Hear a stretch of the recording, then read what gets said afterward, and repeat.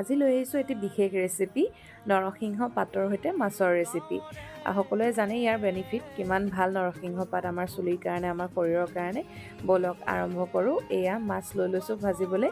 ইয়াত কাৱৈ মাছ, মাগুৰ মাছ আৰু শ'ল মাছ আছে। আপোনালোকে যিকোনো মাছৰ সৈতে বনাব পাৰে। এয়া এটি মিশ্ৰণ। আদা, নহৰু, পিঁয়াজ আৰু এই নৰসিংহ পাত, জলকীয়া এয়া দি দিলোঁ।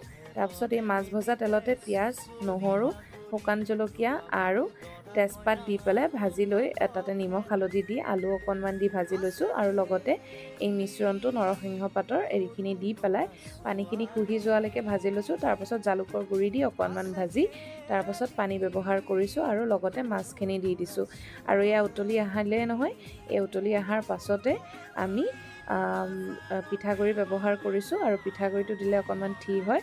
বলক পৰিৱেশন কৰোঁ। এয়া আমাৰ আজিৰ মেনু আছিলে। ভাল লাগিলে শ্বেয়াৰ কৰি দিব, লাইক কমেণ্ট কৰিব।